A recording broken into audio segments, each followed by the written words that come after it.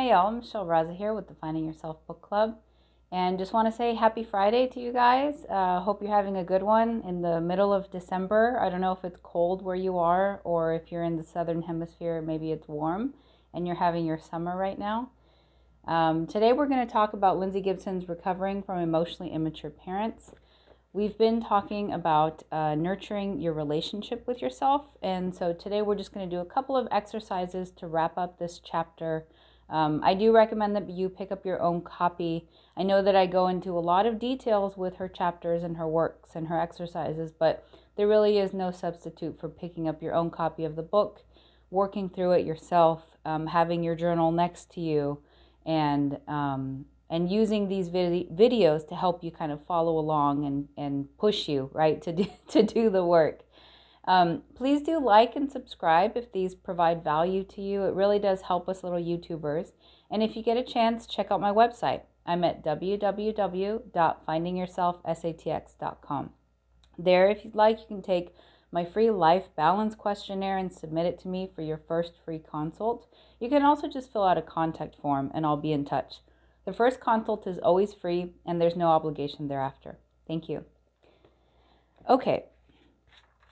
So today we've been talking about nurturing your relationship with yourself, and forgive me, I always do this. I tell myself I'll bookmark the page and then I don't. So we talked about how to trust your inner world. What is the impact of having your inner world discounted? Why is that bad for you? We also discussed whether your inner world is really real and does it matter? And the answer, of course, is it really does matter. And it's very real because it's something that helps us in our lives. It helps us set goals, have a future focus, and try to put one foot in front of the other. Your inner self really powers you. It's like your battery. So we defined the inner self, talked about how you benefit from inner self guidance, and also talked about what it is that you lose when you stop trusting your inner self. So when you have EIPs in your life, sometimes they discount you so much that you just stop listening to your own cues, to your body, to your cues, to what feels right. And so this is helping you get more in tune with that part of yourself. And then I think it was last time, we talked about beginning a better relationship with yourself. So paying attention to your internal physical sensations, figuring out the meaning of your feelings, refusing to judge and criticize yourself, identifying what you need, and then accepting and really nurturing your daydreaming. And then we closed out with an exercise exposing self-criticism and basically turning that on its head and stopping it. So this wasn't, and I'm sorry because I always say pick up your journal, but this wasn't really a journal exercise. It was more stopping yourself in the middle of a self-criticism and asking yourself, how would it feel if somebody else was saying that to you? Or how would you feel if you said that to somebody else? Would you say that to somebody else? And then maybe if you wouldn't, which in most cases I don't think you would, help using that to help you stop criticizing yourself. And so today, the exercises that we're going to talk about are valuing your inner experience and prioritizing your self-care. So here under determining your value, we're going to do the first exercise. Do you value your inner experiences? In order to have rewarding reciprocal relationships, you first need to value your own inner experiences. If you don't find yourself interesting and important, you're not likely to seek someone who will. Use the following statements to clarify how much you value yourself. Answer spontaneously without overthinking it. Using a 0 to 10 point scale, assign each statement a number, with 0 meaning I don't believe it at all, and 10 meaning I totally believe it and live it. So if you haven't grabbed your journal, go ahead and pause the video. And this time I did review it, so it is a journal exercise. Go ahead and pause the video, go grab your journal, and I will wait here for you. And when you come back, then we will do these. I'll read the statements, and you have to put the 0 to 10 next to it. I'll drink some coffee while I wait for you.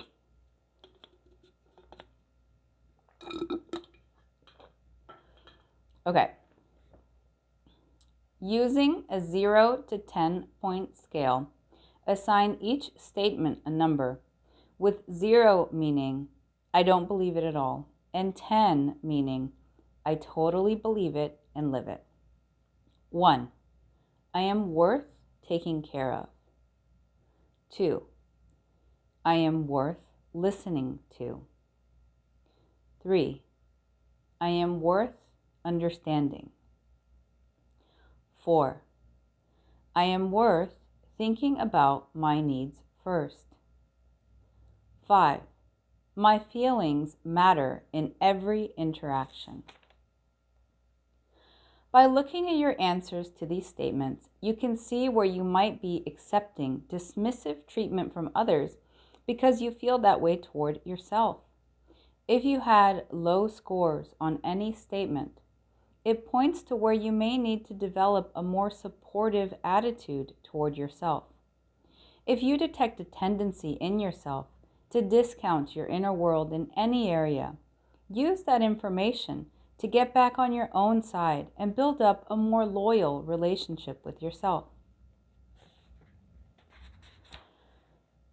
Okay, and then the next exercise is called comforting yourself. And I do want to take a minute here, so I will pause the video and be right back. You guys pause, now it's my turn to pause. Okay, so this one, you may not want to write anything right now. You may just want to listen to it, or if you have your own copy of the book, it's on page 135.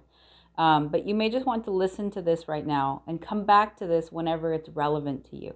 If you're not particularly overwhelmed, afraid, or distressed right now, it doesn't really make sense to try and do the exercise. But just listen to it and come back to this, and hopefully it clicks whenever you do feel that way. Exercise. Comforting yourself. Whenever you feel overwhelmed, afraid, or distressed, write down and say out loud every worry and feared outcome, no matter how insignificant. Express bluntly and simply what you're afraid might happen, just like a child would. Especially be on the lookout for the horror of being exposed as inadequate or bad. Just by admitting your fears and dreaded inadequacies, they become less terrifying. You might feel a little embarrassed writing down some of these fears, but don't let that stop you. It works. Besides, nobody else has to read it. When you've recorded all your fears, feel compassion toward that terrified and overwhelmed child self. Then write and talk to yourself as an empathetic parent would. First, remind yourself that everybody feels overwhelmed at times and that it's normal to feel this way. Take your fears completely seriously and reassure yourself that you are not alone and that you will get the help you need. Giving your inner child such comfort is an excellent way to become more self-accepting. All right, well, thank you for spending time with me today on this beautiful Friday. It's a little cloudy here in San Antonio. I don't know if the sun will come out, but it's not really cold. So I went to a holiday party yesterday, and my daughter and I wore matching ugly sweaters. And it was so hot because it's San Antonio, Texas, and it's hot. So I was like sweating in my sweater. So next time we're going to start on Chapter 8, The Art of Mental Clearing, Making Room for Your Own Mind. I'm super excited about this. We're almost done with the book. And honestly, I think I need to reread it because I know that I listened to this audiobook a few times. But I don't think I really got into this as much. So I will do some homework for you guys, reread this chapter, and then we'll either go detailed like we have been in some of the chapters, or kind of give a more high-level overview I feel like I've done 100 videos on emotionally immature parents. And I'm very, very passionate about Dr. Gottman stuff.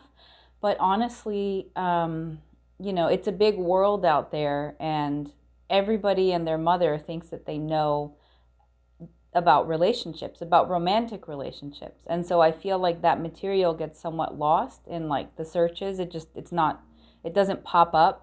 Whereas Dr. Gibson's works, I feel like it impacts a lot of people, but I don't think that there's a lot out there covering it. And so that's why this gets more of the hits, which is fine. I'm happy to cover the material.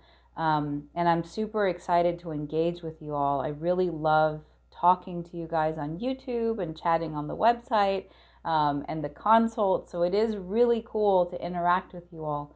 But this has kind of become the bread and butter of what I cover, specifically because there's a need.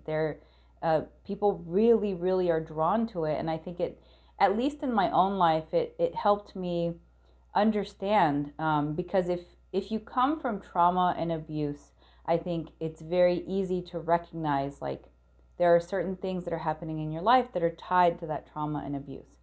But when you come from an EIP household, you may have had all of your needs met. You weren't wanting anything. You weren't beaten or abused. So you even feel guilty for thinking that there may be something wrong because everything was provided to you. And so I think that this is really, really subtle. What Dr. Gibson talks about is really subtle. And I think that's why it resonates with so many people, because something's missing, but you can't really pinpoint what it is. You weren't necessarily abused or hurt in any way. It's a different thing, and it's the emotional immaturity of your parents, which was not their fault either, because they grew up with EIPs too. And so breaking that cycle it's something that you are taking upon yourself. By learning that emotional intelligence, you will break that cycle with the new relationships that you have that are loving and nurturing. You will break that cycle with your own children, so you will not be the EIP, and you will change the world. We will change the world starting with ourselves. When you become emotionally intelligent and react and interact with people in a way that is receptive to their emotions, it causes, it's like the butterfly effect. You do it and then they start doing it, and before we know, the world will be a better place. So it's really cool what we're doing. I mean, it's good for you. In particular, it's good for you and it's good for your immediate interactions. But the more people that you interact with in this way that can reciprocate, they're going to go on and teach other people. So the concept of teaching emotional intelligence, there's just a really big gap. In schools, we don't learn it. Unless you're blessed to come from an emotion coaching household, it's just not really taught. And so that's a lot of the bread and butter of what coaches, therapists, psychologists, if there's not a particular problem where you need a medicine, a lot of what they're going to help you is emotion coaching. How do you regulate your emotions? How do you how do you cope? So very interesting stuff, very important stuff. Thanks again for being here with me on this beautiful Friday. And I hope if you're getting ready for the holidays, if you're shopping, that your lists are short and and you get through them soon. And if you don't celebrate, I hope that you're enjoying kind of the year winding down, maybe having some quiet time. That's really cool. I was joking with some friends yesterday about, I don't know if y'all watch Jerry Seinfeld, but Festivus for the rest of us. And so then somebody said, hey, you forgot Kwanzaa. I was like, no, it's Festivus for the rest of us. It covers everybody. So anyway, y'all take care. We'll talk more on Monday. We'll talk more on Monday, and then I'm not sure about Thursday because that's the 24th. So I may do Monday and Wednesday next week. But again, I mean, I know I'm dragging this out because I don't want to hang up. I love hanging out with y'all. So subscribe, please. Comment. Send me your thoughts. Visit my website, www.findingyourselfsatx.com. And we'll talk more later. Bye-bye.